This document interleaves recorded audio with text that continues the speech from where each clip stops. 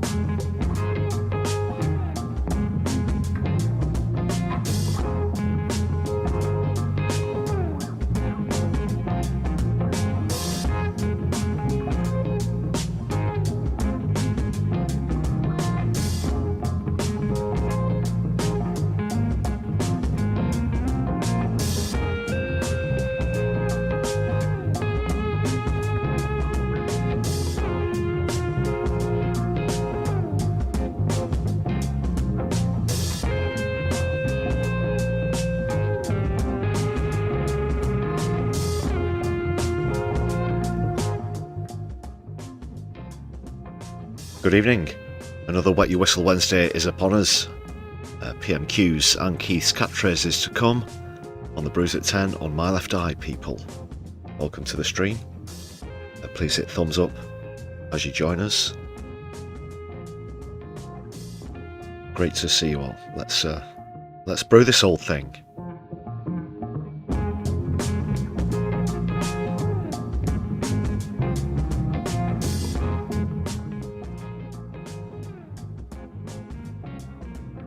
Also, you can rest in the knowledge that you've a lot less chance of hearing racial slurs than you do on the BBC here on the Brews at 10.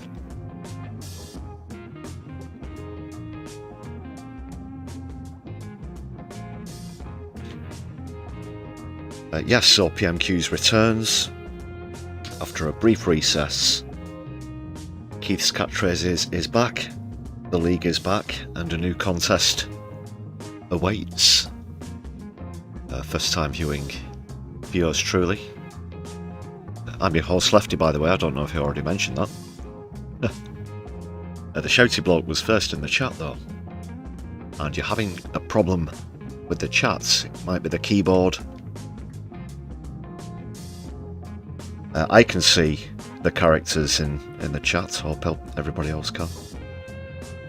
Not like they normally are. Guitar Guy's also with us.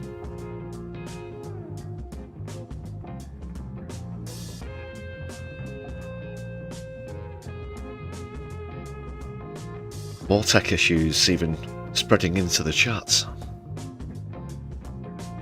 Yes, as you can see, the membership goal currently on 147 on the frame. Due to the glitch with gifted memberships not going through recently. Don't let that put you off trying.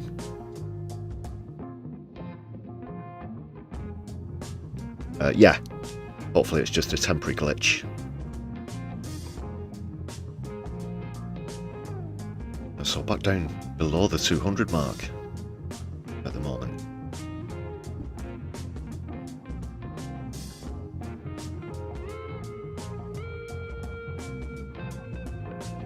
But here are the current 147 on the frame. Thank you very much, everybody. Do appreciate the support, especially those of you who've renewed, as well as gifted and or attempted to gift to others.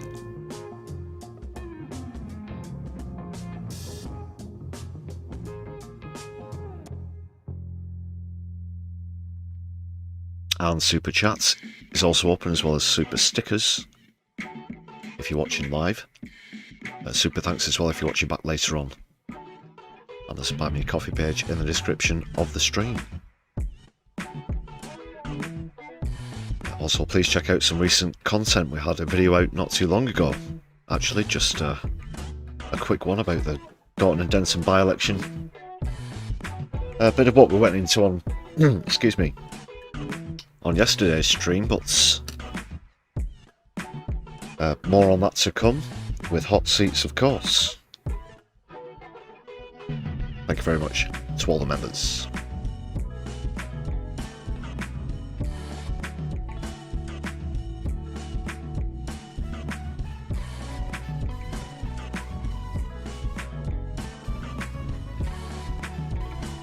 Can you dig it? Can you dig it? Can you dig it?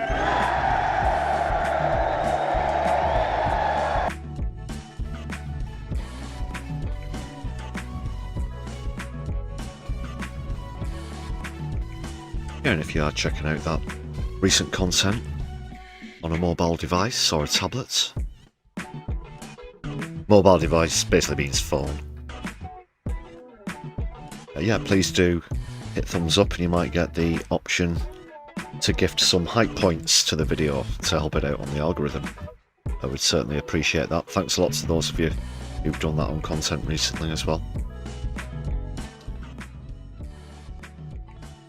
And also those of you who've shared our content on social media. And that's been great, yeah, so give us a follow as well while you're there. At mylefty.co.uk. Not .co.uk, just UK.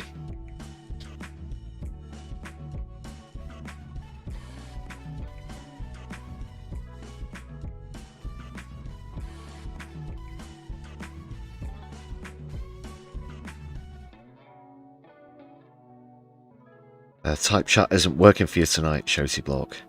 Seems to be a YouTube issue. Well, we'll put it on the ever-extending list. I mean,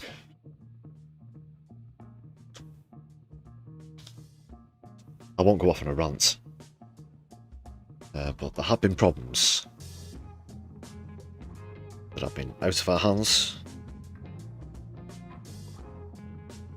So we'll put that on the pile. But let's try and stay positive, people. Let's not hang around on the negative ground.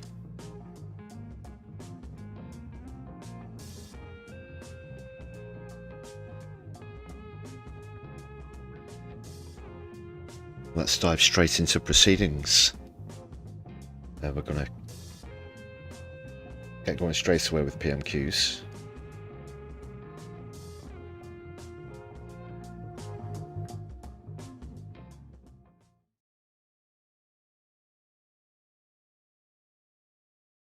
And of course, Keith's catchphrases. Let's go. Oh no. We now come to Prime Minister's questions. Thank you, Mr. Speaker. Deliver. Black hole. Plan for change. Deliver. Black hole. Plan for change. Deliver. Black hole. Plan for change. Deliver. Black hole. Plan for change. Thank you, Mr. Speaker.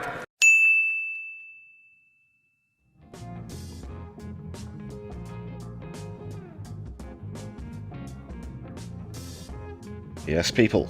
So this is what it's all about, roughly. The rules are based on a game which pits two words or phrases against one another. However, the first rule is that they have to be spoken by Starmer. Sorry, I've got a glitch here. We've got the glitch as well. We've got the chat issue for Shouty Bloke, and I've got the glitch. That is on YouTube. It's not a medical term. I get an ointment for that. Bear with 1 sec. Hope I'm coming through okay. It's buffering here for us.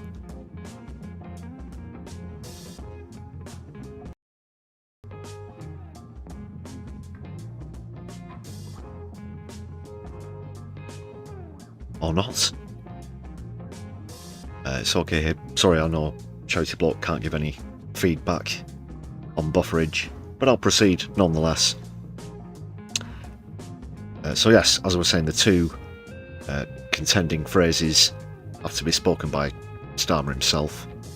Second rule is that it's a winner stays on format, unless all of the others are played, and last time around, not last week, a couple of weeks ago, Debutant, actually, the new contender voted for by members, was successful in their debut and will be defending that debut win this evening. Third rule, slight variations on the word or phrase are allowed, for example past tenses, pluralisation, that kind of thing. Finally, where the league's concerned, it's 3 points for a win, 1 for a draw and nothing for a loss. Let's take a quick look at the table.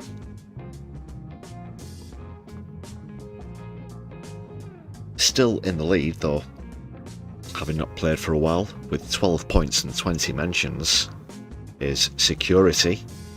Postman Twat representing Deliver in second, Budget in third, Change in fourth, and in fifth place tonight's defending champion, Clear, played one, won one, with 3 mentions last time around.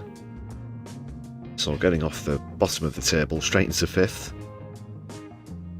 Let's see if they can tighten that grip on fifth. They mathematically can't get into fourth place this evening, but could soon be breathing down the neck of Change. It's all go, it's all drama. And there you go, the bottom standings there. Sixth place is Plan, who's actually going to be the challenger this week. I thought we'd have fifth place against sixth place. Give Plan a second chance.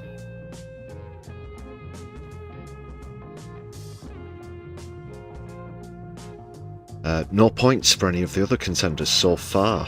Deal having played 1, Fix has played 2, Black Hole's played 1, and Inheritance also played 1. Nil point though for those bottom 4. Okay, that's just about it for the league standings. We'll crack on. Just a very quick one as well. You have to look out for hidden features as well on Keith's catchphrases. But you'll certainly be notified if the hidden feature becomes unlocked. That's all I'm at liberty to say about that at the moment. It's a big hush-hush affair. Very exciting. Try and remain calm.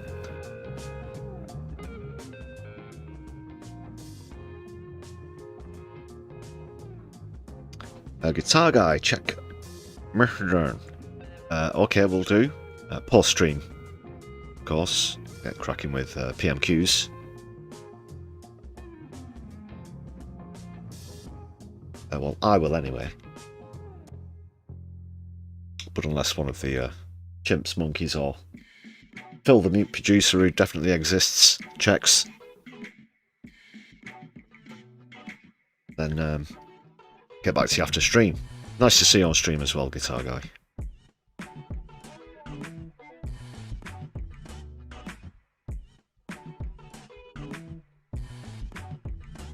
Yes, so it's Clear versus Plan.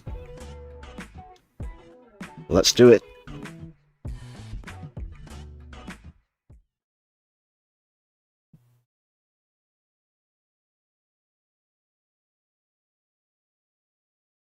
You will hear this noise anytime a phrase is mentioned as well, by the way. Okay, so where's Lindsay?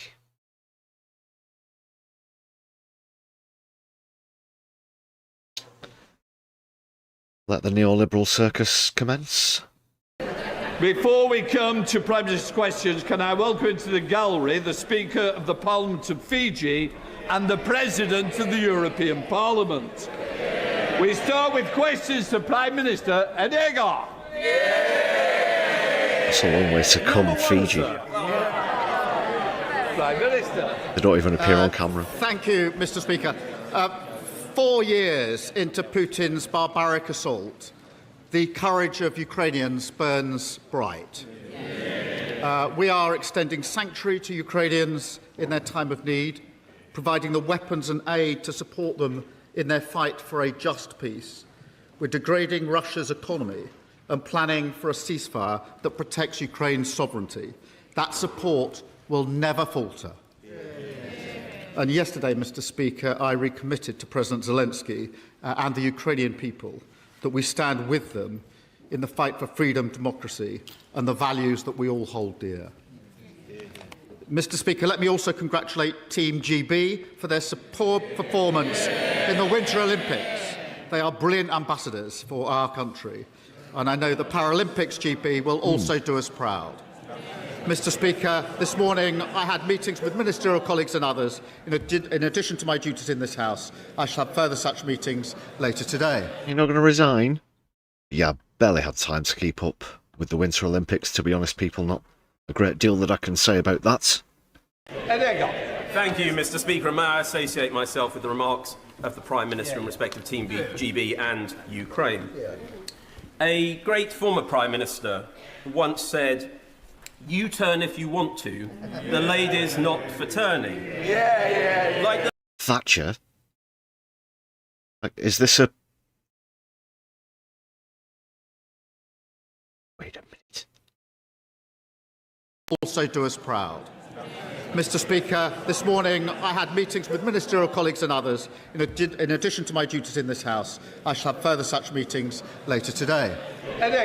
Thank you, Mr. Speaker. And may I associate myself with the remarks of the Prime Minister in respect of Team GB and Ukraine.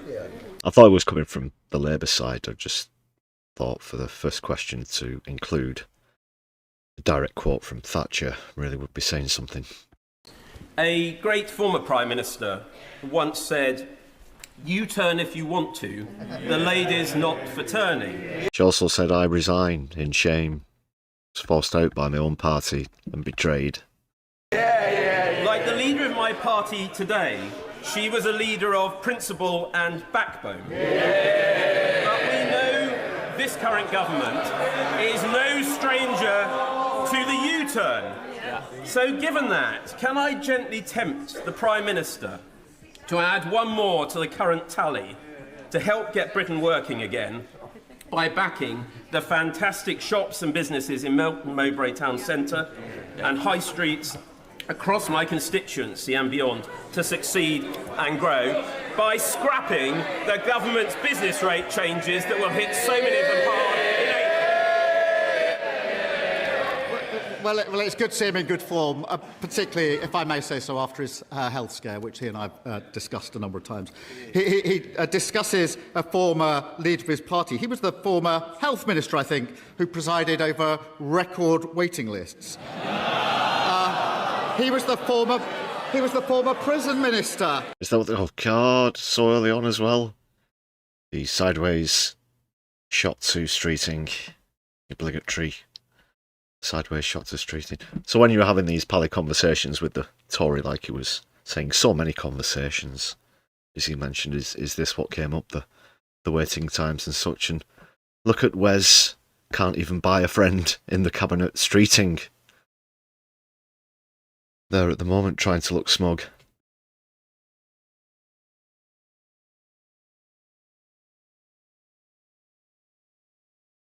Wimp! Pervert! Nubbin! So anytime the NHS comes up, you guaranteed that cutaway shot to streeting. Who left the prisons overcrowding.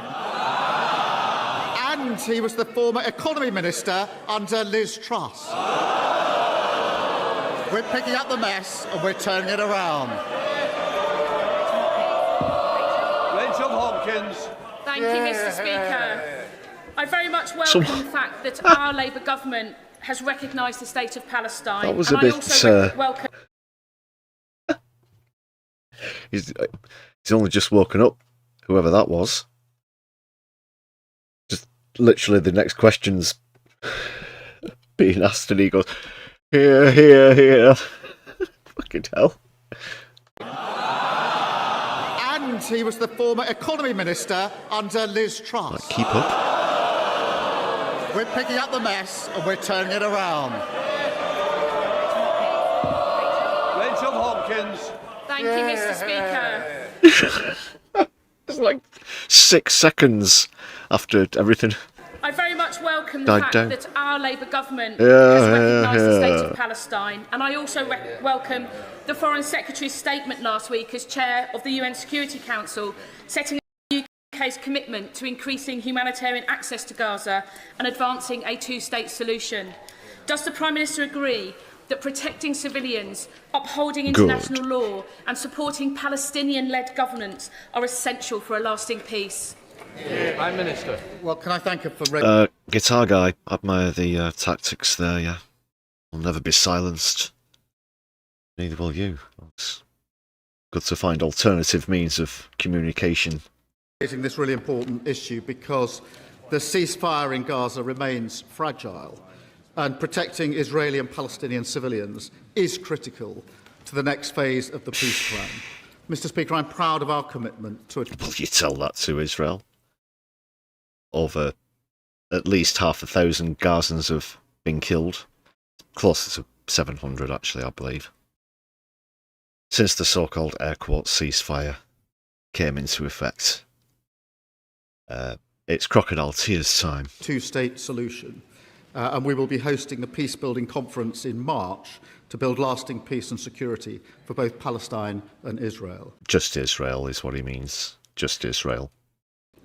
Hamas must decommission its... Let's start with that. Don't start by mentioning a genocide or war crimes. They won't even come up at all, because to mention them, of course, would be an admission of complicity, as we all well know by now. So, the hummus, sausages. Oh, but the sausages thing doesn't work anymore. Hummus. Fucking dip your fucking sausages in your hummus. You fucker. You fucking bastard. Weapons, destroy its terrorist infrastructure, and can have no future role in running Gaza. And It's Mr. appalling. Speaker, whilst aid flows have increased, the level of need is still dire, and the Israeli government must Sanction them. Cut diplomatic ties. Cut all trade to them. Call them out. Say that you'll testify in an international court for the war crimes that you've been privy to that they've committed. Oh, but you wouldn't want the spy planes running out of UK Air Force bases in Greece to be brought up, would you? You wouldn't want the weaponising of genociders to come up, the funding of war criminals to be mentioned, if you accidentally did that. So, of course, let's point it... let's put the blame solely at the feet of a civilian resistance group. Let's be honest, because this is no war. This is no army fighting another army. This is civilians against US-backed psycho, want to wipe them all out, Zionist nut jobs, absolute abhorrent worst, the worst war crimes that you could possibly imagine happening in real time on your TikTok, on your Insta, on Twitter, wherever. But no. Starmer probably won't even bring any of that up. We know he's bought and paid for. Future generations will question how this was allowed to happen in the first place. Absolutely. But, you know, and I'm sure I speak for most, or all of you in the chat, certainly say that Starmer doesn't speak for us. stop blocking supplies and preventing work of international NGOs.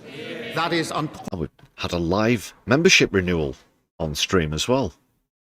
Awesome. Thank you very much for renewing your membership, Graham. Setting an excellent example there. 148 now. Let's change that. Don't mind losing the ability to do the somewhat limited snooker puns. Thanks again, Graham. Please big up Graham in the chat, please, everyone. unconscionable, and it is costing Palestinian lives. We come to the leader of the opposition. Christ. I nearly had a hernia with the Intel Ladies video on the last couple of streams. I'm about to have it. He mentioned Palestinians. He said Palestinians, not the people of Gaza or, you know, some other deliberately worded dancing around the word Palestine. Actually said it. That was a surprise. Don't get me wrong, people. I don't think he's seen the lights now and will come good. I think he just wanted to try and squeeze in the bare minimum. All talk and no action. We could do so much. We could send the army, you know, to make sure that the aid gets through, but he won't do that either, as well as the other things that are listed. Very least you can do is at least make some sort of realistic diplomatic threat. But he won't even do that. Can we bid? Thank you, Mr. Speaker. And can I associate this side of the House with the Prime Minister's comments about Ukraine and Team GB? Mr. Speaker, before the Prime Minister and I became MPs, parties of every colour increased the cost of going to university. The system is now at breaking point for graduates. I believe the student loans have become a debt trap. It is time for all of us to do something about it. Will he cut? What's going on here? Am I dreaming? So Starmer just had Palestine, and now, even though it's an open goal, which is the probable reason, but the Tories kicking off with, oh, the poor students. Yes, they didn't create tuition fees, but they sure as hell perpetuated it for a decade and a half. Just very strange to see, but it's just probably because, again, it's low-hanging fruit. She gets a lot of that from Starmer. She's certainly getting her vitamins. Interest rates on student loans. Prime Minister. Well, Mr. Speaker, I have to say I'm glad to learn that the Leader of the Opposition has finally admitted that they scammed the country. Okay, not sure what the chat issue is. I can see your messages. Shouty Bloke has perhaps another problem as well, because all of the lettering on Shouty Bloke's messages appear in boxes. Each individual letter in a box, that is. I can see everybody else's messages, but people are saying that it's not working. We've got it up on display on the broadcast software, and I can read that as well on YouTube Studio. So this appears to just be from your point of view, I'm afraid. Guitar Guy recommends try downloading an alternative keyboard from your default one, if you're on a mobile phone, that is. Perhaps that might work. Again, apologies. And we're sticking this on the pile of complaints. We will not be silenced, though, people. Rise up, rise up. On this. And that applies to everything they did in government. We inherited their broken student loans system. We've already introduced maintenance grants to improve the situation, which they scrapped. And we will look at ways to make it fairer. It's not... Oh, my God. When the students made the agreement with the student loan company, you changed the terms of that agreement after it's been made between you and the student, between the student loan company, which is Goes through the council, through the, whatever. It's very convoluted, but that's what happens. You change the terms of that and also frozen the situation whilst the interest is completely financially crippling graduates. You've frozen it in a bad place. I went into this on the last stream, speaking of frozen, where I've got the freeze frame there. How's that for a perfect circle around her face? It's yeah, screen capture that one. So no, this move isn't fair for students, and Labour's future plans certainly aren't either. It'll get even worse. And we will do other things within the economy to help students. What other things they say? The news... I won't mention them, but we'll do them. This morning, Mr. Speaker, 7 a.m, energy bills coming down by £117. That'll turn out to be false. For millions of... A very specific amount as well. So, what, like every time someone gets, is that an annual decrease, a quarterly decrease? He's not specified so far. This is a first time watch for me, by the way. No spoilers in chat. But none of you can read the chat. It's not even working anyway. In fact, you could say anything you like. It's, wow. Like, it's going to be like the Wild West. No, only joking. Please do, of course, stick to the present regulations. What was I saying? Students. Yeah. I was going to get a bit sidetracked there anyway. I'll just get back on with the video. Le chat non fonctionne. Pas en anglais. Tu n'es pas le seul. Yeah, I'm not the only one. Okay, this is a emerging, developing situation. At least 3 or 4 people now have confirmed some sort of problem. Apologies, Cymru. I won't insult your beautiful language by attempting to pronounce that. My Welsh pronunciation's somewhat terrible. I do have to admit, but a very good evening to you. Moisha on toast. We're sending help. Yeah, we're sending the chimps and monkeys over to YouTube HQ. I think that's a good idea, because clearly they need some help. We've got rebounded memberships that's been going on this week, and now my awesome people in the chat can't see the chats, or the messages aren't appearing. I'm not certain what the perspective is. Like I said, it's behaving as normal, air quotes, as it normally does on our end in the broadcast software and YouTube Studio. So, okay. Nice to see a multilingual chat's happening as well. Bonsoir tout le monde. Families and young people struggling. That's guaranteed money off bills in April, driven by the action that... That's what I was talking about.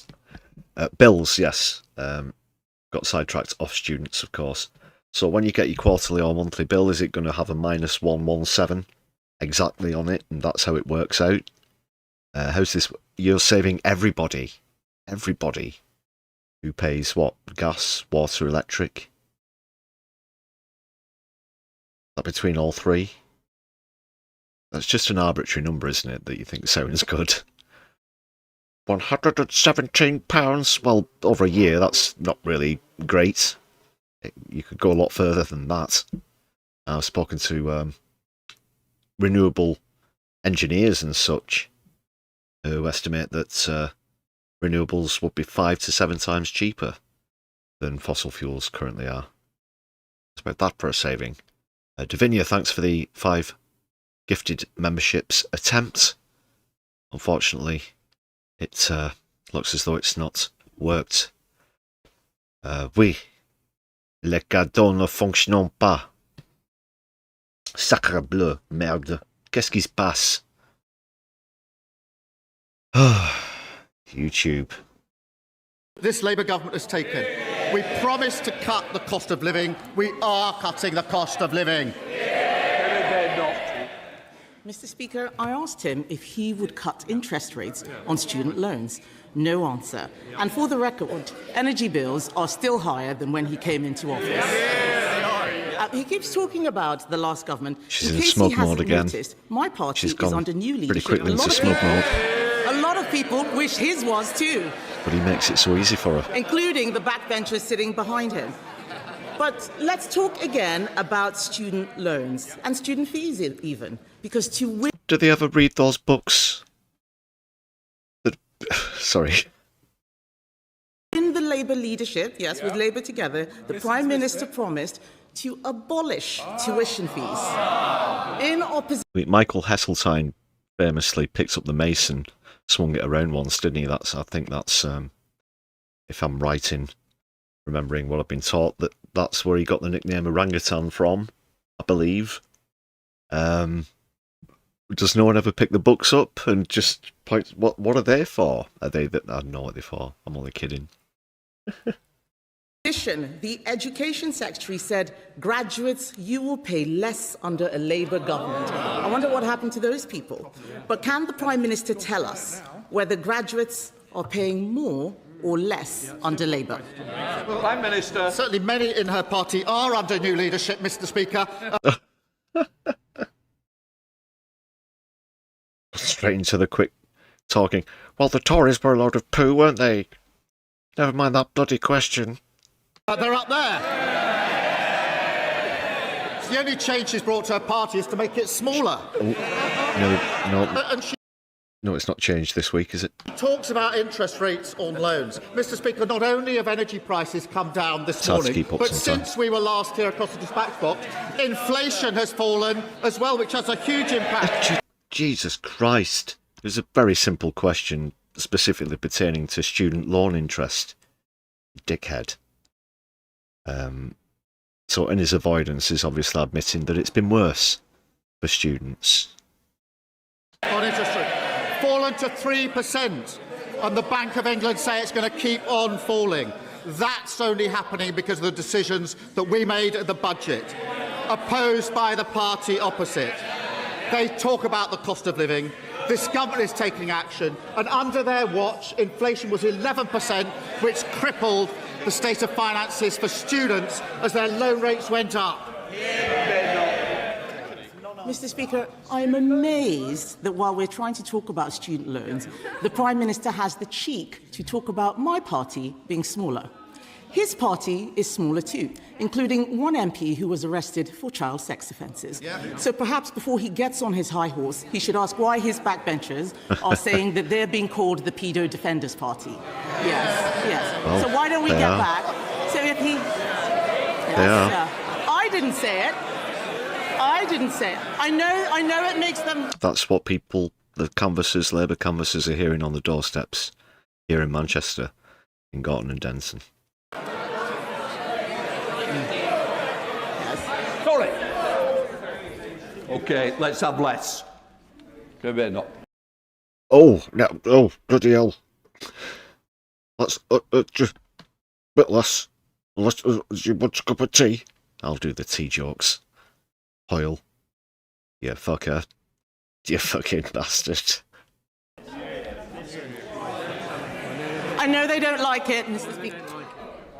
Does the honourable member want to leave at this stage? Oh, how is that for timing? Bang. Just understand, I want to hear the question, because it's very important that I do hear, because I'm may have to make a judgment. So I don't need any more shouting. I know they don't like it, Mr. Speaker, but I haven't said anything that's not true. Quality live editing. So perhaps they should get off their high horse, stop making stupid jokes, and why don't we talk about student loans? Policies that may have been fine for 2012 with low interest rates are not fine for 2026. The fact is, graduates are paying more, not less. On Monday, the schools minister was asked... We can now go live to some students to get their opinion on Keir Starmer and Wes Streeting's current policy. Wimp! Pervert! Nubbend! We'll be back for more later. On the BBC, why Labour froze the repayment thresholds. She said the government has... Thanks for these static and I quote, emojis and Palestine "huge flags in the chat, pressures." people. Those pressures have been created by his taxes and his borrowing to pay for more welfare. Why is the Prime Minister taking from students to give to Benefit Street? What a nerve. Under their government, student loan thresholds were frozen for 10 years. 10 years. They broke the... Yeah, it's high-end tax evasion that is the problem. Corporate tax evasion, which vastly outweighs welfare bills. Most of the welfare bill of this country, of course, goes into state pensions, as we have an increasingly ageing populace. System. They did it with a bloke over there when they were in coalition together, and we're fixing it. Now, she used to say just a few weeks ago that she was going to focus on the economy No fix at this the week, exclusion of everything else. So I'm doing her a favour by bringing it back to the economy, because 117, desperate to talk about the economy, £117 off energy bills, inflation going down. The other thing that was confirmed on Friday, Mr. Speaker, borrowing is coming down, the biggest surplus on record. That means we've got the economy back under control, we're fixing the public finances. Now, I know the party of Liz Truss don't understand any of this, but she should welcome those changes when she next stands up. Mr. Speaker, he says they're fixing the student loan system. Does she still do the YouTube show, by the way? Honestly, after that debut episode and the Rees-Mogg one that I encountered, that's literally all that I can watch, probably for the rest of my natural life. So, yeah, I don't know why I asked that. I don't even give a shit whether it's been... I'd prefer it to have been withdrawn. How? He wasn't even talking about this until I raised it. The fact is, those policies... And it goes for the row as well. Chair Select Committee expect us... We've got a lot of French students as well in the chat as well, including Comrie, who appears to be something of a polyglot. Yeah. Nice. And Hoyle's up again.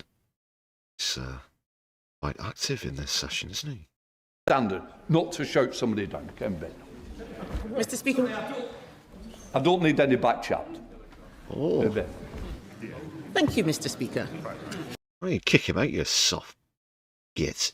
He's only talking about student loans now because I raised it. He says they're fixing the problem. The fact is, he's not. Soft. Why is it that I'm willing to ditch old Conservative policies that don't work and he wants to keep them? He's not going to do anything about it at all. On Monday, they voted to increase benefits yet again. The fact is, he is taking money out of the pockets of graduates and giving it to people who are not working. It is not fair. It is not just that he is saddling graduates with debt. It's not just that he is saddling graduates with debt. Yesterday, the Bank of England, yes, where she used to work in customer services. Yesterday, the Bank of England... So we've cracked the code. If you get an alternative keyboard and speak in French, then we can pretty much hold up a decent conversation. Very good. I'll raise a glass to that. À votre santé. Yesterday, Mr. Speaker, the Bank of England... Ah, le thé au lait, c'est délicieux. ...said that his policies are fueling youth unemployment. That's not us, that's the Bank of England. For the first time ever, youth unemployment is now higher here than it is in the EU. And while he blames everyone else, our young people can't get jobs, they are losing hope and even leaving the country. Will the Prime Minister tell us how he plans to deal with it? Prime Minister. Mr. Speaker, she says she's... you know... yes, she's only pretending to care about students. It's just an easy thing to press Starmer on. But what is this? 50% of the questions now? I think there'd be some more pressing issues given other news this week. It is good to see him being pressured on this unjustifiable change in policy on student interest, but I want to see the hidden feature unlocked. Which can only be unlocked by someone asking a question, by the way. Ditching failed Tory policies. It's a very long list. 14 years of list. Is it as long as the Epstein files? And it starts with the word sorry. And when she says that word, we'll take her seriously. And Mr. Speaker, she talks about the Bank of England. The Bank of England have reduced interest rates 6 times. We've seen the fall in energy bills. Inflation is coming down. Borrowing is coming down. She hasn't welcomed any of that. Where? You're not talking about the UK, that's for sure. Oh, you mean in Scotland? And if she wanted to talk about the economy, she wanted to talk anything other than the economy. Perhaps she'll welcome the surge in retail sales as well. People are spending more on our high streets because of the action that we took. Wages boosted for millions of workers. Okay, here's a hot one for you people in terms of macro projections. If Scotland and Wales, hopefully, touch wood, fingers crossed, both achieve independence, it wouldn't be unforeseeable that large swathes of the English population move there to get away from this that you can see in front of you. And they might have a name for it. In future studies of history, they will call it, not a mass exodus, even though it would be. I don't know, the grand removal or the grand relocation or something. That would be interesting. Perhaps even, who knows, the population of Wales or Scotland might one day exceed that of England. You could call me mad for predicting that, or at least be comparable. We'll see. Opposed by the party opposite. Free breakfast clubs, opposed by the party opposite. Free childcare, opposed by the party opposite. Every measure we're taking to improve the economy, what do? They oppose it.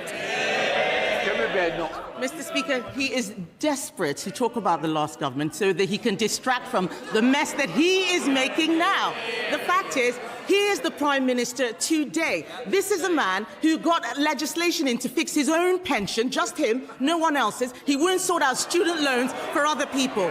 He has no plan to get young people into work. He has no plan to help graduates get out of the debt trap. They can complain as much as they like. These are facts. Well, 411 MPs and not a single one of them has any imagination. We are the ones doing all the thinking. Yes, he has already... Mr. Speaker.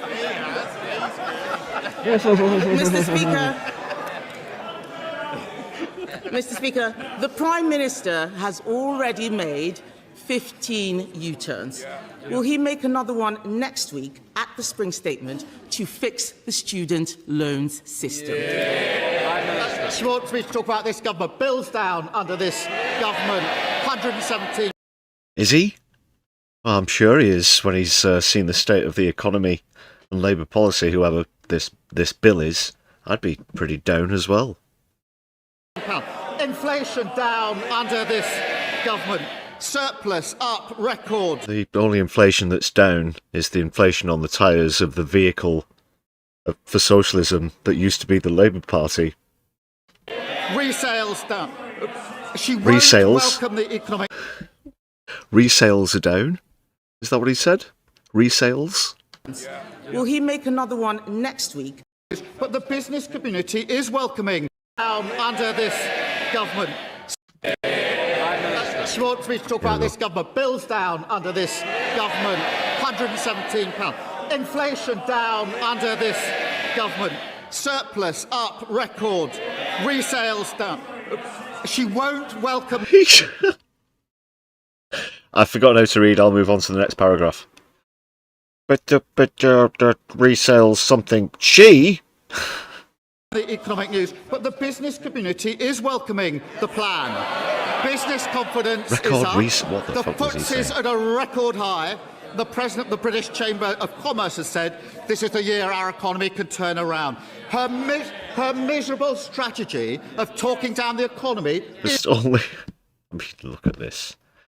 He can't even muster a decent reaction from his own lot. You've only got Wes, who would stab Starmer in the back at any moment, streeting Reeves and the odd other person.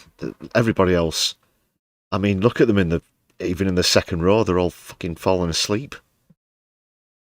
Isn't working because Labour's got a plan for Britain.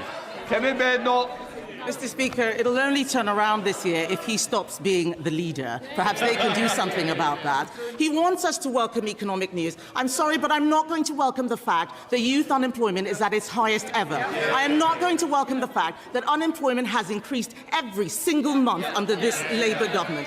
He is not doing anything about student loans because he is not governing. And he is not governing because he cannot govern. He is distracted by... Mum was a student. My father. That's what.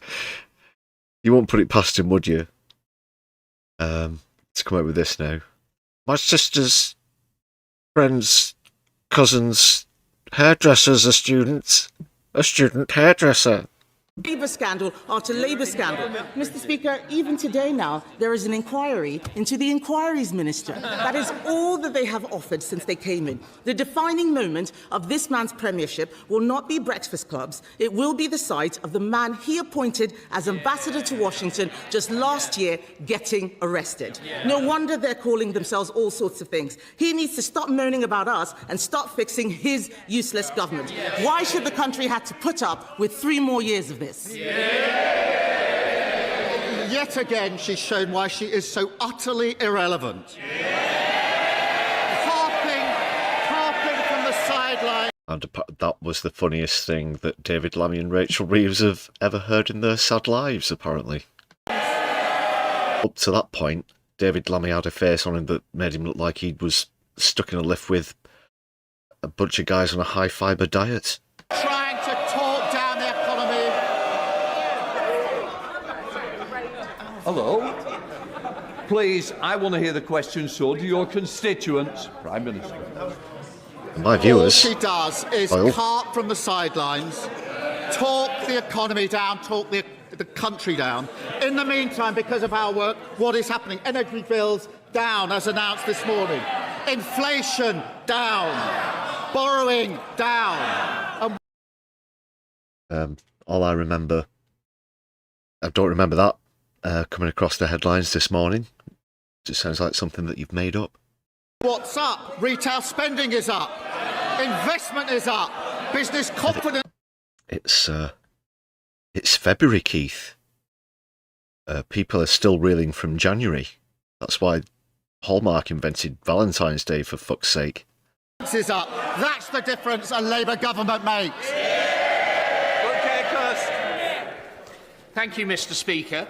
Residents in Stanley, in my constituency, are very excited about having their say. Jesus Christ, his face gets fucking pinker than that woman's blazer.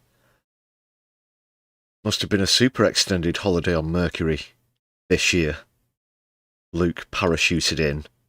He seems to have done himself a bit of a mischief there.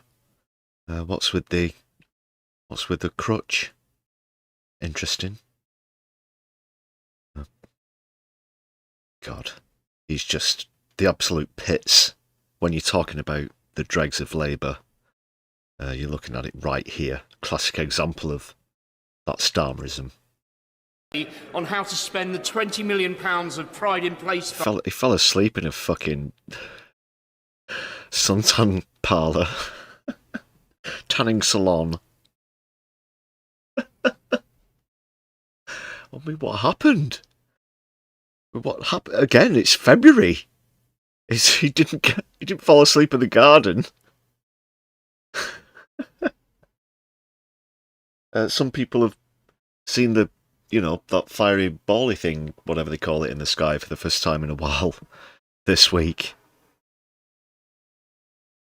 Let's just go back, because I guess we've got to hear the question anyway. God, he's such a twat. This morning, inflation TWAT down. Twat. Borrowing down. And what's up? Retail spending is up. as one of the 250 most deprived neighbourhoods in the country. There are other villages and areas in North Durham that are too small to qualify Durham, for pride. yeah, with that classic Durham fucking accent that you've got there. I thought I was watching Biker fucking Grove for a minute. In place at the moment, but also I don't get into geographical technicalities about the distance between Durham and the fictional Biker Grove in Biker. urgently in need of investment. For instance, Grange Villa, New Kyo and the Avenues area of Chesley Street. Will the Prime Minister consider an additional wave of Pride in Place funding to target smaller, more concentrated areas of deprivation? Well, I thank him for that, and I know how meaningful Pride in Place investment is to his constituents. We're backing communities with the funding and the powers they need to invest. Been caught making racial slurs himself, actually, during Zoom calls, including, yes, you guessed it, genuinely anti-Semitic comments. In their priorities, which is unleashing jobs, growth and opportunity. In answer to his question, I can confirm that the next wave of Pride in Place will invest in an additional 169 neighbourhoods focused on smaller areas, looking closely at deprivation. We're reversing the austerity that ripped the heart out of our high streets and our communities and giving local people a real say over how money is spent. Leader of the Liberal Democrats, Sir Ed Davey. Can I join the Prime Minister in congratulating Team GB on our most successful Winter Olympics ever? And can I also join him in solidarity with our Ukrainian allies and friends? I'm going to pitch a guess before he gets into the question after these back-patting moments, I guess. I think he's going to bring up the multi-named piss artist formerly known as Prince. Mountbatten, Windsor, Coburg, Saxe, Gotha. That's, I don't know what percentage guess to give it. It's just because he's been going on about it this week, is all. But then, of course, was proved a hypocrite in that Radio 4 interview, because back when he was appointed, he actually congratulated him and said it was a good fit for the role. After 4 years of them resisting Vladimir Putin's war machine. Mr. Speaker, the former Prime Minister, Gordon Brown, has raised deeply shocking concerns that Jeffrey Epstein may have used British airports and even RAF bases to traffic young women and girls in and out of our country. This is appalling. At Stansted, through Stansted Airport. The Prime Minister knows it's alleged or believed to say, I think. Knows that I agree with Gordon Brown that there needs to be a full public inquiry into all this.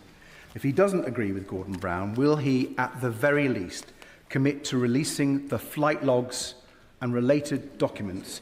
Will he wait for the House to force the government to do that? Prime Minister. Well, I think it's important to appreciate there's obviously a police investigation going on, and I think it's right, and I'm sure he agrees with this, that that has to go wherever the evidence takes it, and we have to let that investigation run its course before deciding what next action needs to be taken. What a coward. What a coward. Those poor girls. It's fucking disgusting. And he won't even... No. That's so weak. We all agree that police investigations should take priority, but that doesn't rule out a public inquiry, and it certainly doesn't rule out releasing the flight logs, which I think really should be. Mr. Speaker, on a different note, it's been revealed the trustee of William Blake House. What else is in there that they don't want us to see? Would that piss Trump off? Or any of the other people who've been revealed in the Epstein files? Yeah, that's probably what it is. And he doesn't want to open that can of worms or be seen to move against Donald Trump. God, just really can't stand this man. A care home for adults with profound disabilities, embezzled £1 million. There are very few homes in the country which offer this sort of care, and now it faces closure. As a father of a disabled son myself, can I tell the Prime Minister this situation is one of my worst nightmares? It's one of the worst nightmares of many parents with disabled adult children. The families of the residents have put forward a rescue plan to take over William Blake House and run it themselves. It will require HMRC resolving the debt issue and the Charity Commission to appoint an independent board. So will the Prime Minister meet with the families and back their plan? Prime Minister. Can I thank him for raising this case, which is obviously a cause of considerable concern, and of course I'll make sure that the relevant meeting... Fascism Watch, welcome to the chat. Yeah, apparently we're all speaking French tonight. Davinia, I don't know what the flowers are on people's shirts and blazers and stuff. I can look it up. Have more than a smattering, I guess. Welcome, people who are just joining chat, by the way. Quick reminder, hit thumbs up on the stream, please. Give us a boost on that algorithm. Is put in place for all of the Bienvenue. individuals who need that meeting. Mr. Speaker, given the recent challenges to the Equality Act, will the Prime Minister commit to protecting those laws which prevent discrimination at work and in society, making sure that women aren't fired for being pregnant and ensuring that everyone is treated fairly, regardless of their sex, race or disability?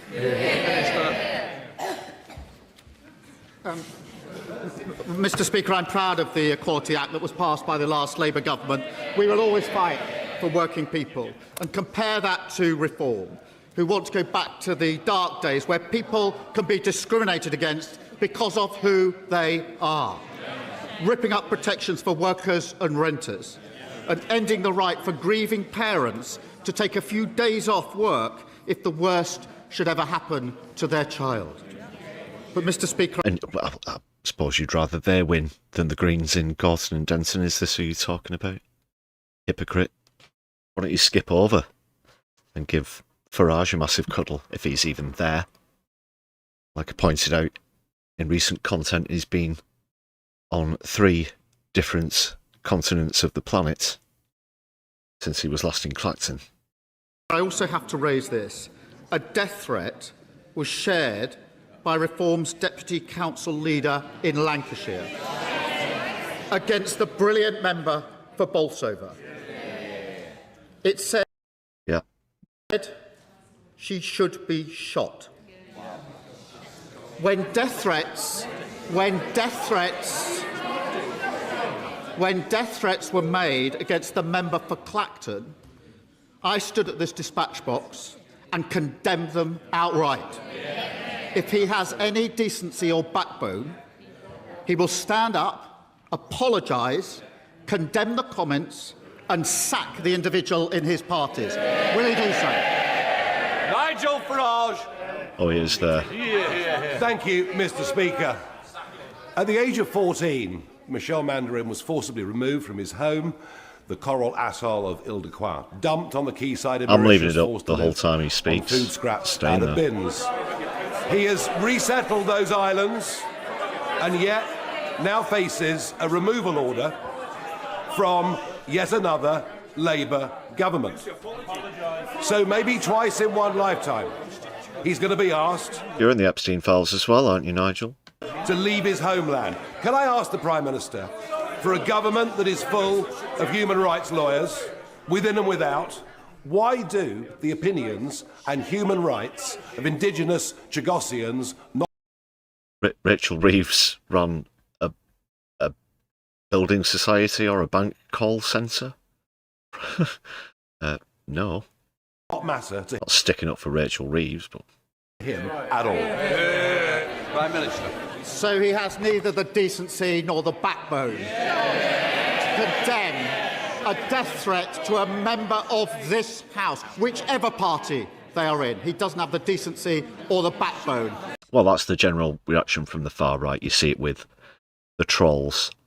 There's a mind, and this has come up a lot in trolling with Pal Action and Defend Our Juries, even other protest groups that I've been involved with as well. And straight away they jump on the extreme, you know, like they're saying, oh, they want shouting. They want shouting. Hang the bloody lot of them, you know, There's no process for due process for justice or human rights or, you know, the contemplation of evidence and surmising of reasoning and that sort of thing. Just jump on the first extreme that they can think of, which is obviously in a very limited sphere because we're not exactly talking about Mensa applicants here, are we? Vote for this lot, the toad. To condemn it and to sack the individual. And that just shows that his party have got nothing to offer the country but grievance and division. Look at their candidate in Le Grenouille. Gorton and Denton. A man who says anyone who isn't white cannot be English. No wonder he's been endorsed by Tommy Robinson.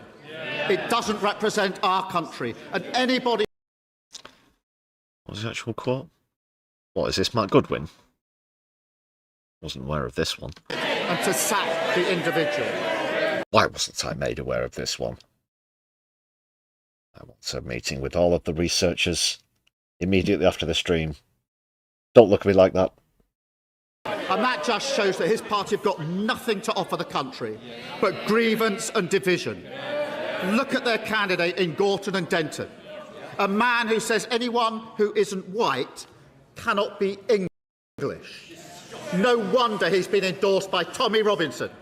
It doesn't represent our country. And anybody who wants to stand against that hatred and division should vote Labour on Thursday tomorrow in Gorton and Denton. Thank you, Mr. Speaker. You wouldn't think that there was a by-election tomorrow with that effort. Of course, they've been exposed for their lies as well in that. But if Goodwin did make that quote, it wouldn't surprise me. Of course, it's completely revolting and false. Like I think I pointed out on the last stream, or a recent stream as well, these trolls in question will call progressive parties crazy and loonies and all these kind of names, wanting, you know, more rights, lower bills, higher wages, a better climate, that sort of thing. Yet they think that one day the entirety of Britain will be made up of white people, white men, white middle-aged men, probably, in their entirety. Because even if they got the way on these disgusting race issues, they probably wouldn't stop there, you know, because it always comes, though, a whole heap of misogyny, of course, always comes with the far right as well. So who's really crazy? Who are the real loonies? What, people who just want a better society, or people who actually have that maniacal, fantastical worldview? Can the Prime Minister update the House on how the government is tackling the misuse of illegal drugs? And will he reassure parents in my constituency of Rugby and across the country that Labour will continue to disagree with the views and the voices of those who think that it is a good idea to legalise Class A drugs like heroin and crack cocaine? That's not what's happening. They're being decriminalised. And you know that's a lie. This prick who's about to stand up knows that that's a lie as well. He's not going to point that out. Yeah. They think that there's going to be a, you know, instead of a Premier or a Nisa or a Mace or whatever local shop you have on your corner instead, there's just going to be row after row of opium dens and crack houses with Vote Green posters in the window, according to Keir Starmer. Can I thank him for raising that? We are working relentlessly to tackle the supply of illegal drugs and expanding police powers to test more suspects upon arrest. The Green Party's policy isn't just irresponsible, it's reprehensible. Legalising, Mr. Speaker, cocaine, heroin, ketamine. Well, nor did I, because they were getting jacked up on rat poison or whatever other fucking shit that gets cut in. to Class A drugs that kills people. That's just one example of the pros. Those numbers of unnecessary deaths will go down as a consequence of treating it as the medical issue it is. I feel like I have to say that 100 times. And to see, again, Starmer, Mr. Former Director of Public Prosecutions, not know the difference between legalisation and decriminalisation. Even I know that. And I am far from anyone who claims to be an expert on the law. Within politics, you obviously have to have a smattering of certain areas of it where human rights are concerned. For example, the Geneva Convention, other things like that.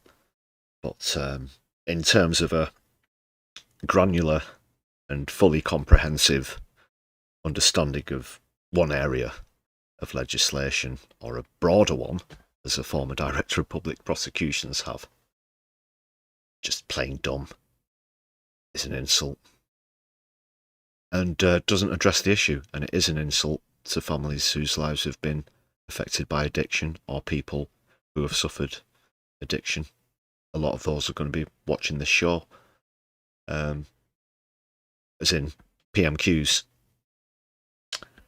Also in Gorton and Denton, there are a large population of students, which, just going back to what was brought up earlier, seems somewhat strange in the timing of turning around to students and saying, we've pulled the rug out from underneath you and you're stuck with high interest payments for many, many years to come after you leave university. Vote Labour. Really? Come on. This time tomorrow, we might even have a taste of a few exit polls. Quite excited. Just a day to go.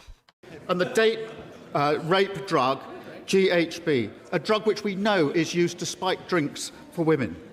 Now, whilst we're making that an offence, the Green Party's proposals would shatter lives, increase... It will not really have any effect on accessibility whatsoever. And he knows that as well. And they're all shaking their heads. David Lammy's gone back to that look of being stuck in a lift with a bunch of guys on a high fibre diet. Social behaviour. You'll have a limited number of programmed expressions, you see. They're all on fucking 8-bit. And see drugs use running rife. And I have to say, as the father of a 17-and-a-half-year-old son, the idea that the argument is being made by the Greens that when he turns 18 in just a few months, it would be lawful to provide him with heroin and crack cocaine is absolutely disgusting. Thank you, Mr. Speaker. What does he foresee? People will take the kids onto the park. Oh, you want to go? You want to go on the you want to go on the swings? Oh no, that's all the crack dealers are there, blocking the way. There's open stalls up. You know, people are shouting like it's an open market. That sort of thing.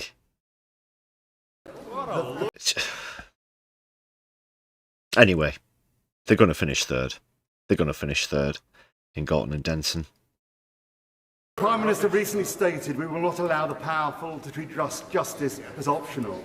He was talking about Epstein's enablers.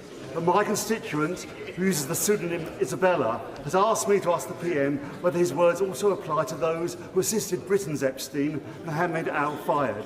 A monster who, with others, abused her and hundreds of other women and girls in a human trafficking scandal that the Met, unlike the French authorities, are still refusing to treat as such. So will the Prime Minister ensure sufficient resources are committed to fully investigating this multi-perpetrator, multi-jurisdictional, multi-decade trafficking outrage and meet with Isabella and her fellow victims to understand the terrible scale of this shocking crime? Well, can I thank you for raising this really important case on behalf of really important victims, and I'm sure the thoughts of the whole House are with those victims. Every report of sexual offence should be treated seriously, every victim should be treated with dignity, and every investigation should be conducted professionally. The Safeguarding Minister is meeting the victims, and I will make sure that his constituent is part and included in those meetings. If he gives me the full details, I'll make sure that happens. Imran Hussain. Thank you, Mr. Speaker. And we have all heard the horrific news that a man entered Manchester Central Mosque last night in this, the holy month of Ramadan, carrying weapons, including a hammer, a knife, and an axe. Mr. Speaker, violent and Islamophobic attacks against the Muslim community are becoming far too frequent in our country. Prime Minister, is it not the case that every single politician in this place, and I mean every politician, especially that lot over there, Mr. Speaker, they may nod their heads, but this morning we could have woken up to a horrific terrorist attack, killing innocent Muslim worshippers only for being Muslim. Prime Minister, is it not the case that every single politician in this place and every single journalist has a responsibility to stop fanning the flames of hatred against the Muslim community? Well, can I thank him for raising this really important case and tell him that I share his deep concern and the deep concern of the community over the incident at Manchester Central Mosque, particularly during the holy month of Ramadan. And we will not and must not relent in the fight against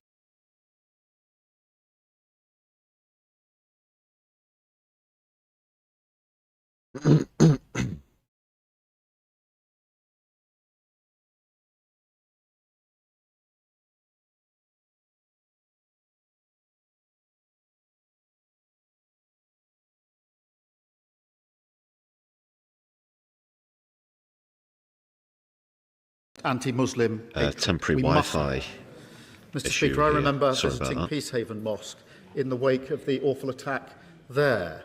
And when I did, I committed £40 million to protect mosques and community centres. It's a shame that we have to do that, but we do have to do it. And we're establishing a new fund to monitor anti-Muslim hatred and support victims. And I want to reassure my honourable friend and the House that we will fight hatred and protect freedom of worship in this country. Thank you, Mr. Speaker. Bicester is one of the fastest growing towns in the country, but the town will be cut in two when rail services start between Oxford and Cambridge and the London Road level crossing closes. Campaigners were ignored by the Conservative administrations for over a decade, but today we're in touching distance of a solution.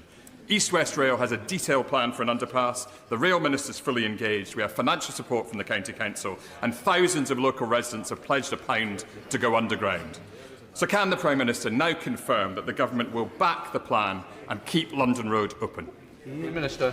I thank him, and I know he shares our support for East West Rail, which is a vital project that will deliver better journeys, tens of thousands of jobs, and unlock up to 100,000 new homes.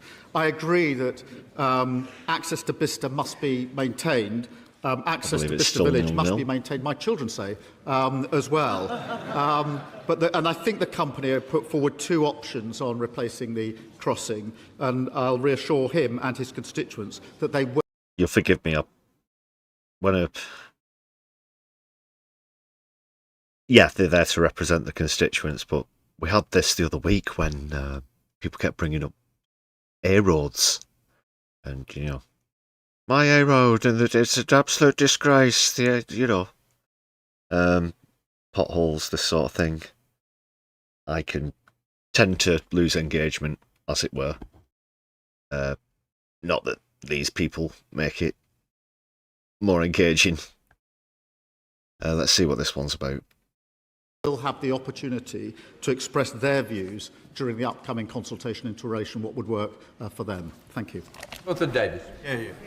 Thank you very much, Mr. Speaker. The regeneration of the Belper Mills, a large site with buildings including Grade 1 listed ones dating from the start of the Industrial Revolution at the heart of the East Midlands only UNESCO World Heritage Site, took a significant step forward last week when planning permission for its redevelopment and conservation was finally granted.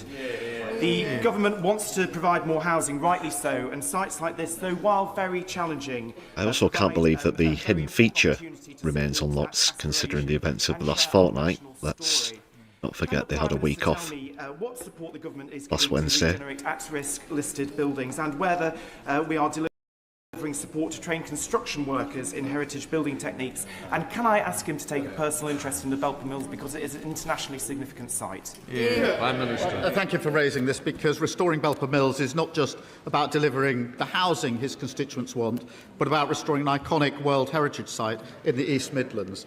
We're investing over £1.2 billion in skills, supporting apprenticeships, including courses focused on heritage construction, and recruiting 60,000 more construction workers and backing new technical excellence colleges, so we have the workforce to build the homes the country needs. Adam Downs. Thank you, Mr. Speaker. In January last year, Somerset received I think around... I missed one there. I think we missed a plan. We have a plan, or we have plans. Just got to rescan that one. Nationally significant site. Sorry, I was faffing around on a YouTube studio with something. Prime Minister. Thank you for raising this, because restoring Belper Mills is not just about delivering the housing his constituents want, but about restoring an iconic World Heritage Site in the East Midlands. We're investing over £1.2 billion in skills, supporting apprenticeships, including courses focused on heritage construction, and recruiting 60,000 more construction workers and backing new technical excellence colleges, so we have the workforce to build the homes the country needs. Adam Downs. Thank you, Mr. Speaker. No. In January last year, Somerset received around 2,000 pothole reports. This January, it was nearly 7,000, a 250% increase. I recently stood on the Foss Way in my constituency, where one resident had blown a tyre and another one was checking the damage under his cars. Fucking hold the fucking front page. Families and small businesses are paying the price. Rural counties like Somerset have some of the largest rural networks in the country, yet funding does not reflect that reality. Will the Prime Minister commit to fairer funding for rural areas so we can properly maintain and resurface our roads rather than constantly patching them up? Prime Minister. Well, I thank him, and I know how important it is that we fix the crumbling roads that we inherited from the party opposite. And that's why we've... his county council will receive over £225 million as part of our £7.3 billion investment to tackle potholes. We're also implementing tough new standards, so councils have to prove they're fixing the roads properly, and delivering £78 billion for councils to ensure they can deliver excellent local services. Stop saying deliver. Thank you, Mr. Speaker. In 2024, 2.64 million animals were used in the UK in medical experiments. Fucking shocking. Yeah, there was actually a trial started this week. I've mentioned this before on stream. Group of protesters, 14, I believe, on trial this week.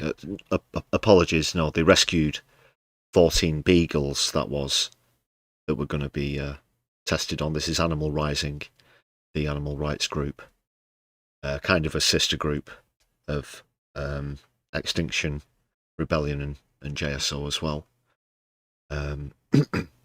Great action that those 14 dogs were rescued, but those numbers are shocking. You know, do any of you want to live in a country where products are tested on defenceless animals? It's awful. Have we not come so far as a society or scientifically as well? No, it's completely unnecessary. There's no excuse.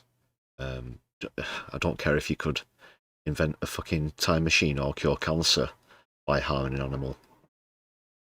It's not a price that should be considered worth paying. It's revolting. It's revolting. I'll keep you up to speed with that trial. Not sure how lengthy it might be, but that started this week, just to give you a quick update on that. group and phasing out animals in medical research, I think it's important to note that an estimated 92% of drugs fail in human clinical trials, even though they have passed preclinical tests, including animal tests. Innovative non-animal research methods are increasingly available and provide viable alternatives. Whilst I very much welcome our replacing animals in science strategy, for this to be meaningful, a robust implementation timeline must be set. I ask the Prime Minister... I don't know if any of you people can remember the first time you ever heard about testing on animals. I certainly remember it was during my school days and seeing pictures, and I couldn't believe it. I just couldn't believe it.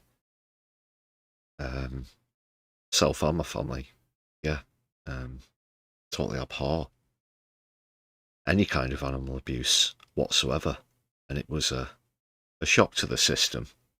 It really was.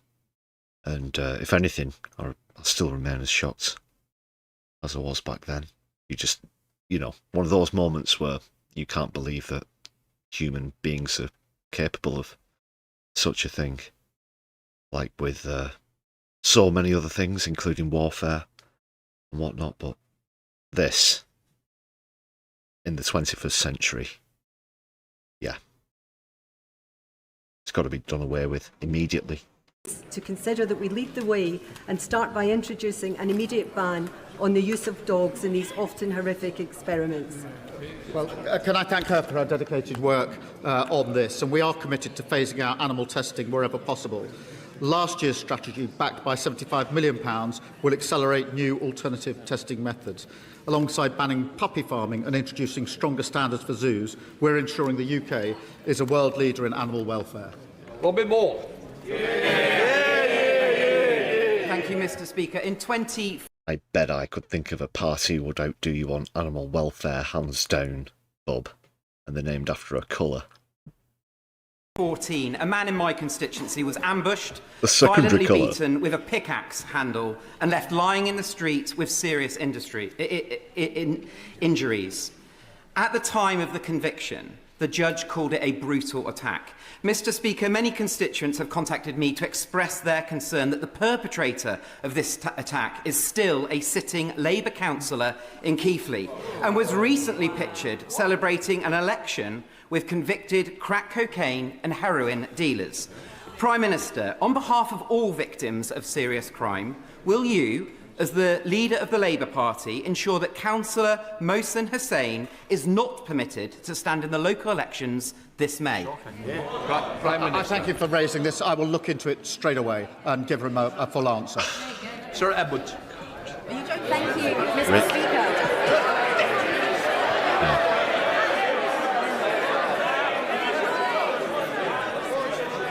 Order. Mr. Benson Glenn, you're getting carried away with some other colleagues behind you. Mr. Davis and others, please. Sir Edwards. Thank you, Mr. Speaker. Hell. Prime Minister, I need your help. Today, alongside leading trade bodies, including UK Hospitality, this week. the Federation of Small He's had a week off, so he's making up for it. Businesses and the Startup Coalition, I am launching the TNT Charter, the Trust and Transparency in Business Energy, to blow up the status quo and support SME access to fair contracts, clearer pricing and stronger accountability. I know that the Prime Minister recognises this as an issue, so can I ask him to deploy powers to bring greater transparency, fairness and competition to the Wild West that is commercial energy? Mr. Speaker, we inherited the highest industrial energy costs in Europe because of the failed policy of the party opposite. Our British industry supercharger is cutting bills for major industries, but she's right to champion the SMEs as well. I can confirm we will appoint Ofgem to regulate and stamp out exploitation by third-party intermediaries, helping to reduce bills, and I'll make sure that she gets a meeting with the Minister. Close Rosebank. If you want to have some effect. To discuss the issues that she's raised with me. Stephen Gaffney. Mr. Speaker, even the embarrassingly loyal Scottish Labour Party seem to have lost confidence in the Prime Minister. Can I say to the Prime Minister... Bit empty over there, isn't it? That's supposed to be SNP and Reform. Mostly Reform. Well, they only have 5, don't they? Please don't let that put you off coming and campaigning. The independents are off. Oh, yeah, there's the Your Party leadership and CEC elections and so on and so forth happening this week. Might explain the absence. Can't say that I've seen Sultana or Corbyn in any of the shots. That might explain it. I know I'm being a bit nerdy here with the empty seats. In Scotland on your government's record. But can he tell us why is it that those who are so close to him have abandoned him, given the government's record? Prime Minister. I remember when they used to sit down here, didn't they, before the election, Mr. Speaker, and now they sit up there because we won the general election in 2024 with a landslide. Well, silly me. Reform have 8, of course, not 5, because of the defections. Was Goodwin in Gorton and Denton. Majority. Thank you, Mr. Speaker. From this April, Springside Special School in Rochdale will open its first ever free breakfast club. That's a big change enabled by this Labour government, and one that the head teacher, Mrs. Fierro, said will make a big change to all. We should have had Breakfast Club as a candidate. They think it forgives all sins. You could see him at the gates of St. Peter or whatever imaginary scenario you want to come up with, but yeah, charged with aiding and abetting, being complicit in a genocide. Well, we opened a few free breakfast clubs. Okay, just wait there. We'll see what Boss Guy says. I'll get right back. Don't fancy your chances, son. All the parents and children at her school. But Rochdale's growing popularity and growing population desperately needs a new secondary school. So will the Prime Minister arrange with me to have a meeting with the DFE to get our secondary school over the line to help all children in main... That better not be. I thought for a moment it was an Israel badge. I don't think it is. No, it's not. Stream and in Sen get more provision. The shivering. Well, we're determined to halve the disadvantage gap and give all children the best start in life. I'm delighted to see a free breakfast club opening in his constituency in Rochdale. Our actions will lift over 500,000 children out of poverty, and the party's opposite policy is to say they'd plunge. Yeah, thanks to that, I'm sure if we nipped up to Rochdale, then it'd be like we'd gone to the future. It's unbelievable. Well, it was those 3, counting 1, 2, 3 breakfast clubs. That's what did it. We're kickstarting the economy. Them straight back into poverty, which is disgraceful. And through our actions to reform the SEND system, we'll create an inclusive system so that every child can go as far as their ability and talents will take them. Roger Gale. Thank you, Mr. Speaker. Mr. Speaker, you will recall that some months ago I asked the Prime Minister why, as the Director of Public Prosecutions, he did not bring charges against Mohammed Fayed for rape and for assault. And the Prime Minister replied that this did not cross his desk. Well, he said that about another famous case, didn't he? Rattle, rattle. Jewellery, jewellery. I understand that the Met Police delivered 2 dossiers to the Crown Prosecution Service. So if the Prime Minister didn't see them, who did? And could he tell the House when he expects the Metropolitan Police to bring charges against those who aided and abetted Fayed? Prime Minister. I stand by my answer. Hundreds of thousands of files are submitted to the Prosecution Service every year. It is important that the investigation is going on. I can't tell him when the decision will be made or what the decision will be, as he well knows, but it is important that every allegation is properly investigated and properly dealt with according to the law. Final question, Calvin Bear. Ooh, lost chance with tiebreaker. 4 years after... If it does finish as a draw, then both candidates will be, both contenders, will be replaced next time. Russia's illegal invasion, Britain backs Ukraine's fight for freedom. We had a dramatic late winner last time. Freedoms it was that 3-2. Labour used to forge NATO to defend. But while Ukraine fights to join NATO, the Green Party wants to break it up. So does the Prime Minister agree with me that as war continues and as Russia broadens its attacks across Europe, those who attack NATO are betraying our security and, to coin a phrase, are they becoming Putin's useful idiots? Well, my honourable and gallant friend is absolutely right. Our support for Ukraine is unwavering. And yesterday, I chaired the Coalition of the Willing Call and announced new sanctions to weaken Putin's war machine. The Greens, by contrast, want to pull out of NATO and negotiate with Putin our nuclear deterrent. Interesting how we, so threatened. So many answers have been diverted towards the Green Party. We know why that is, and he's going to find out about this time tomorrow. And Reform are still parroting Kremlin talking points after their leader in Wales was jailed for taking Russian bribes. Both of them are weak on NATO and soft on Putin. Please, Prime Minister's questions. And that's how it played out. Not a mention. If this was your first time watching Keith's Catchphrases, sorry, it sometimes gets a little bit more exciting than that where the scores are concerned. But dreaded 0-0, the stalemate. So both contenders to be replaced next time on Keith's Catchphrases. Didn't get the hidden feature unlocked even to begin the count. I won't reveal what it was, lest it comes up next time. It's super secret, but will it become unlocked?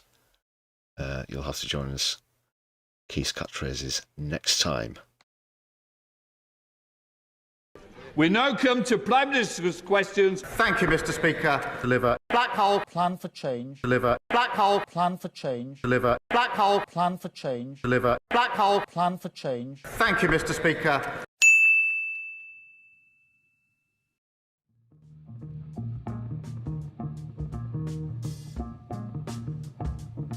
We'll very quickly look how that will technically affect the table, though.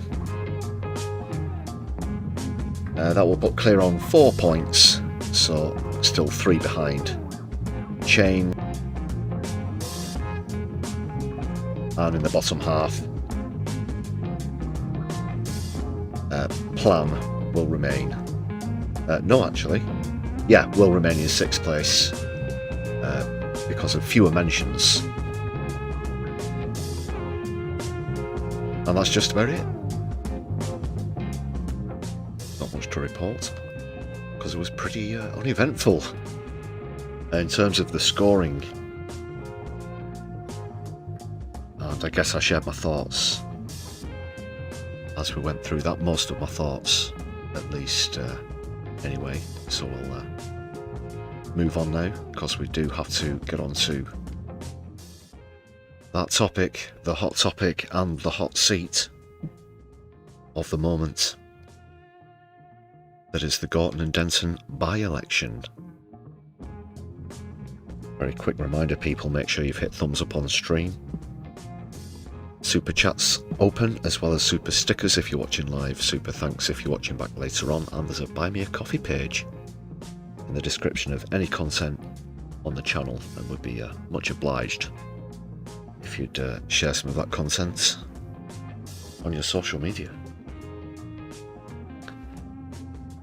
For very elaborate technical reasons, most people in chat are now speaking in French or with alternate keyboards if they're watching on a phone.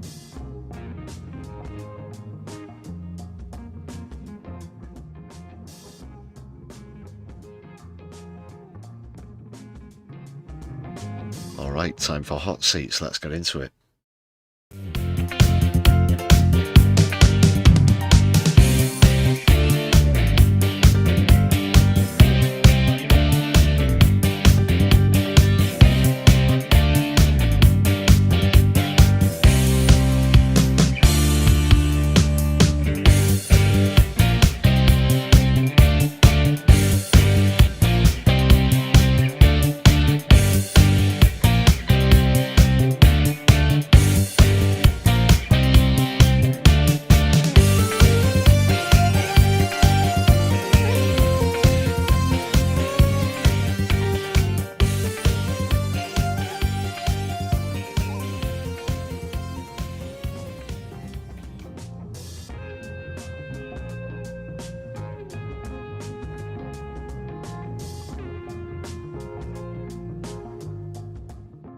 Alright, the penultimate Gorton and Denton hot seats feature, of course. It'll all be over tomorrow.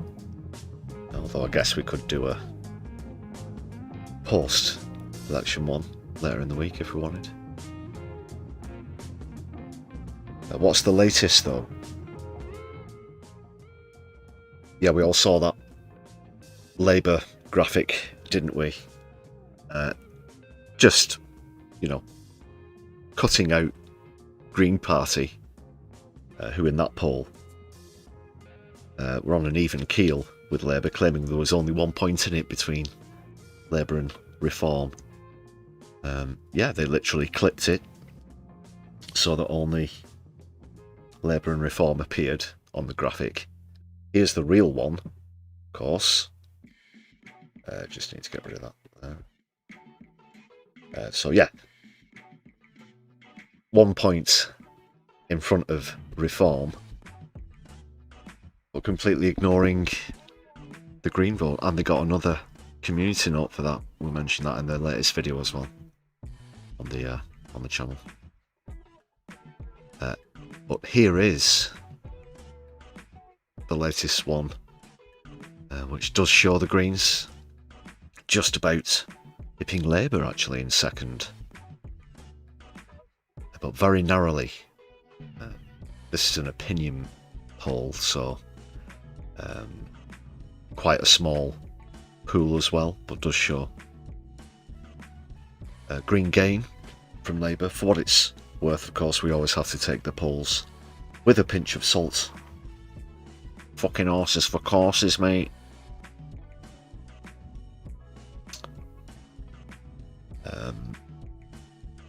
Yeah, I still stand by the official prediction, the official My Left Eye prediction, that's in the end Reform and Labour will switch positions there. Greens in first. It will be close. I still think there'll be a recount as well.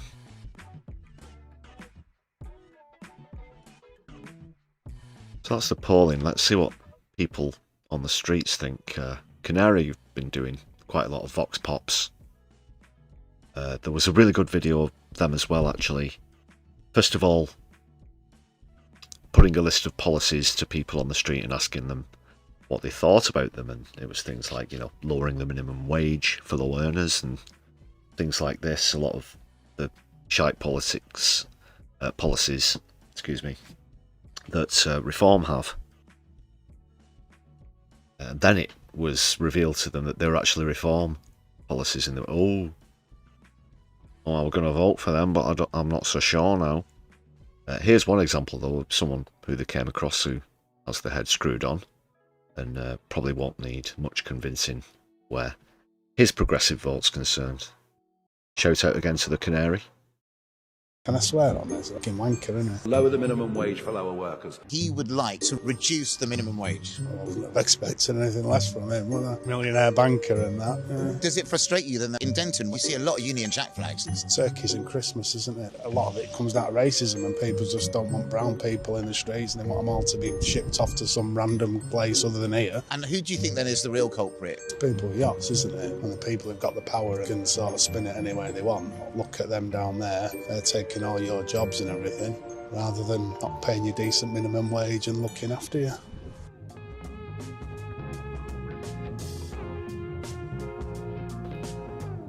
Go and follow the Canary there. All said that man. And let's hope there's plenty more people around Gorton and Denton with that on the minds when they go into the voting booths tomorrow. Someone else who's talking sense is someone who needs no introduction, who's actually now officially come out and personally endorsed the Green Party as well. He's just going to reiterate that he brought that up in Manchester on Saturday, of course, during a speech. So it's just a brief extension on why he said that. From my long experience of elections, I know the last few hours and polling day itself are absolutely crucial. People's minds are concentrated and they're about to cast their vote. Very important thing to do. I'm supporting Hannah Spencer to be elected. Why? Because we need to defeat reform and we need to defeat the far right. The Greens are by far the best place to do this and have the best record in opposing the rise of racism in any form within our society. We're getting behind her because we don't need another Reform MP in Parliament spouting their divisive message of... Something I did just very quickly, because this has jumped into my head before I forget. Wanted to bring this up during PMQs when Ed David was up as well, actually. But why don't Lib Dem step aside? They've got, what, a few percent, maybe as high as 10%. If they endorsed the Greens and stood down, I'd be almost certain that a larger proportion of that percentage would go over and vote Green. And that could really swing it, that could decide it. It could come down to hundreds of votes. I really wouldn't be surprised. So now, yeah, the onus is on Lib Dem and others. Hate. Let's build a society that works for all and respects all. Tomorrow, cast your vote, if you're able to, for Hannah Spencer and ensure that reform are defeated in this election. Sorry about the low volume on the clip there. There were subtitles.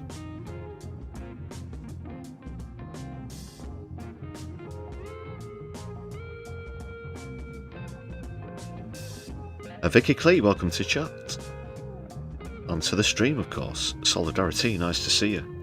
Everybody's experimenting and working out ways to get around this chat problem. Floor Snake's with us as well, apologies.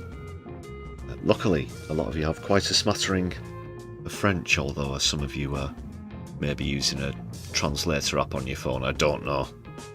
Like I said, again, you're coming up with inventive ways of communicating, even if you are using a limited bit of French or whatever.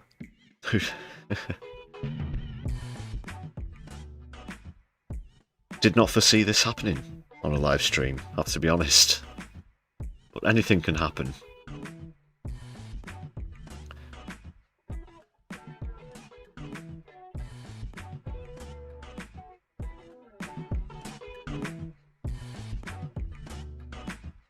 See if German works. Guitar Guy's experimenting with, yeah.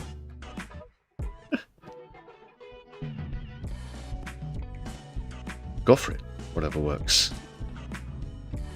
Let the people be heard.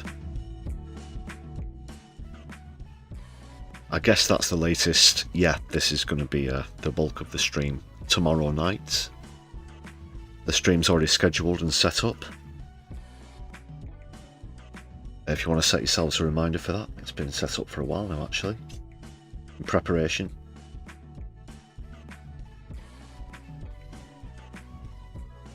So yeah, this time tomorrow, hopefully celebrating something good.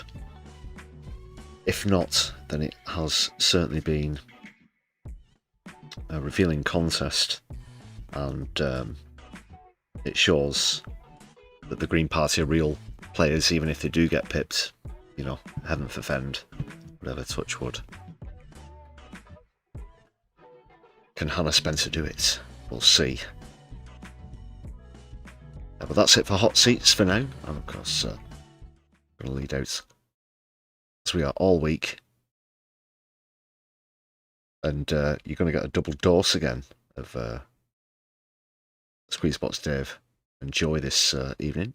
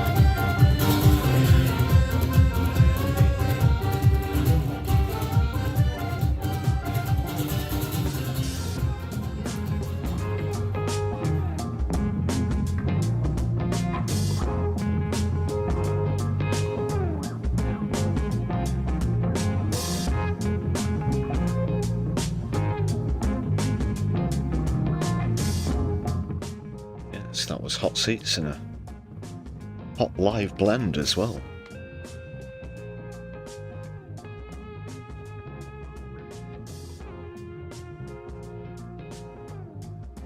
You'll literally be hearing an extended version of that in just a few moments, actually, people.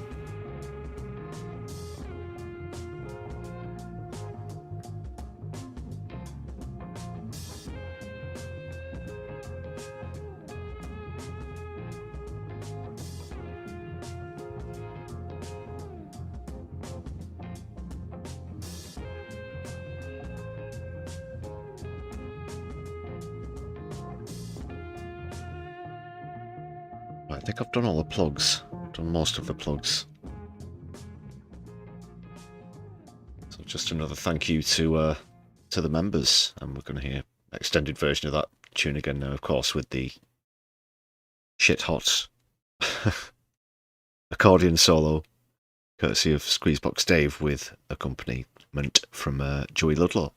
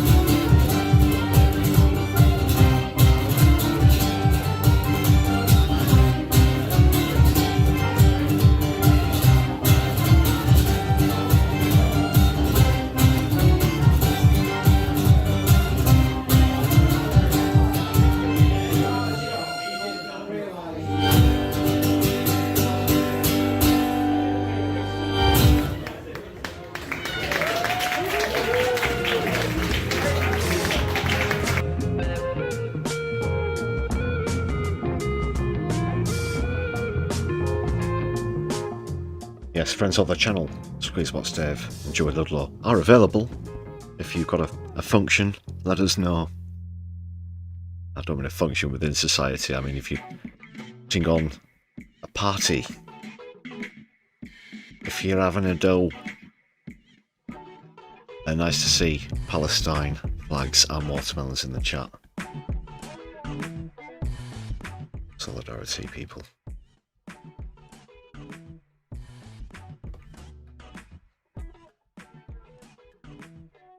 Alright, I go looking for a raid as we bring things to a close. Stay put, people.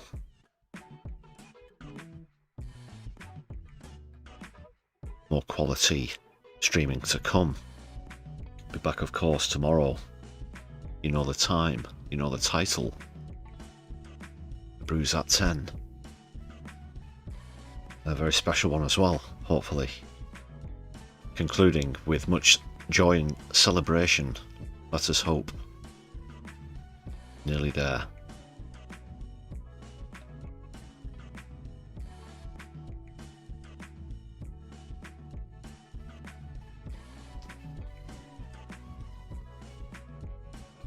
Who knows when the next hot seat might crop up after that one. So we're going to go into No Justice. Excellent. Yeah, a lot of you, I'm sure, already familiar with No Justice, but hit thumbs up and subscribe if you've not done so already to this excellent channel. I'll be seeing you over there for a little bit, but from here on the Brews at 10, and your humble host Lefty, that's it for this evening. Power to the people, free Palestine, Lebanon, Sudan and Yemen. Don't let the bastards grind you down. On my left, I'll be seeing you soon. There is no poll. Good night.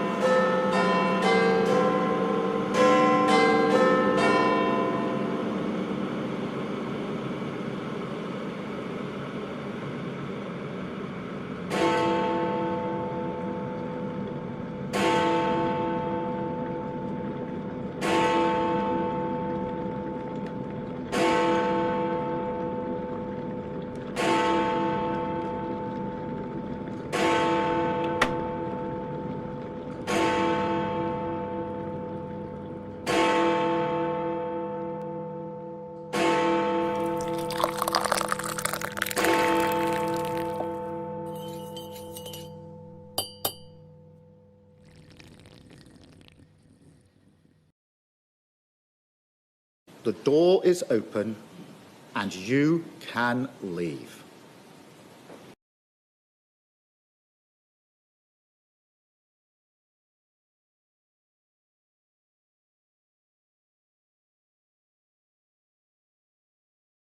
It's what Hitler and Goering did, and it is textbook. And if you think the next time it happens, we're gonna recognize it because they're wearing scary uniforms, you're out of your damn mind.